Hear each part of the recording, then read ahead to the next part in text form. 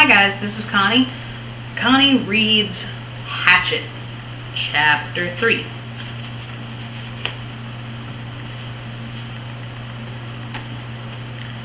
Going to die, Brian thought. Going to die. Gonna die, gonna die. His whole brain screamed it in the sudden silence. Gonna die. He wiped his mouth with the back of his arm and held the nose down. The plane went into a glide, a very fast glide, that ate altitude, and suddenly there weren't any lakes. All he'd seen since they started flying over the forest was lakes, and now they were gone. Gone, out in front, far away at the horizon. He could see lots of them, glittering blue in the late afternoon sun. But he needed one right in front. He desperately needed a lake right in front of the plane, and all he saw through the windshield were trees, green death trees. If he had to turn, he didn't think he could keep the plane flying. His stomach tightened into a series of rolling knots, and his breath came in short bursts. There! Not quite in front, but slightly to the right, he saw a lake, L-shaped, with rounded corners, and the plane was nearly aimed at the part of the L coming from the bottom and heading to the top. Just a tiny bit to the right. He pushed the right rudder pedal gently, and the nose moved over. But then the turn cost him speed, and now the lake was above the nose. He pulled back on the wheel slightly, and the nose came up. This caused the plane to slow dramatically, and almost seemed to stop and wallow in the air. The controls came very loose feeling and frightened Brian, making him push the wheel back in. This increased speed a bit, but filled the windshield once more with nothing but trees, and put the lake well above the nose and out of reach. For a space of 3 or 4 seconds, things seemed to hang, almost to stop. The plane was flying, but so slowly, it would never reach the lake. Brian looked out to the side and saw a small pond. At the edge of the pond, some large animal. He thought a moose, standing out in the water. All so still looking, so stopped, the pond and the moose and the trees, as he slid over them, now only 300 or 400 feet off the ground, all like a picture. Then everything happened at once.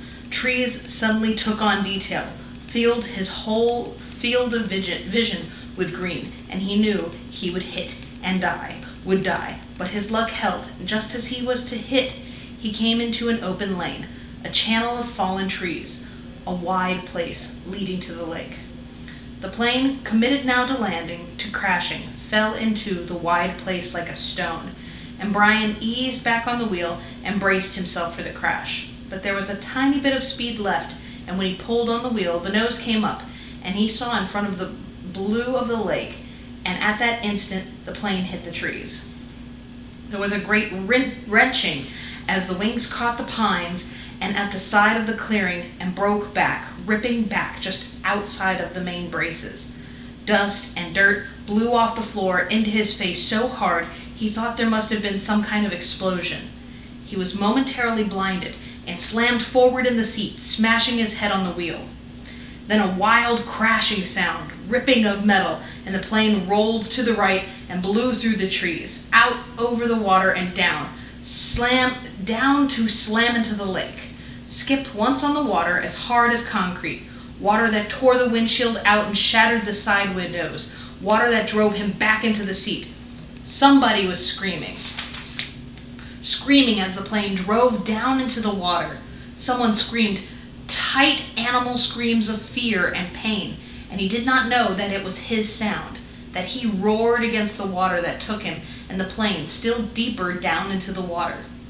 He saw nothing, but sensed blue, cold, blue-green, and he raked at the seatbelt batch, tore his nails loose on one hand. He ripped at it until it released, and somehow, the water trying to kill him, to end him, somehow he pulled himself out of the shattered front window and clawed up into the blue, felt something hold him back, felt his windbreaker tear, and he was free, tearing free, ripping free. But so far, so far to the surface, and his lungs could not do this thing. He could not hold, and he sucked water, took a great pull of water that would finally win, finally take him. And his head broke into the light, and he vomited and swam, pulling without knowing what he was and what he was doing, without knowing anything, pulling until his hands caught at weeds and muck, pulling and screaming until his hands caught at last in grass and brush, and he felt his chest on land, felt his face on the coarse blades of grass, and he stopped. Everything stopped. A color came that he had never seen before, a color that exploded in his mind with the pain, and he was gone from it all, spiraling out into the world, spiraling out into nothing. Nothing. Crazy chapter. Tune in next time for chapter 4. Bye.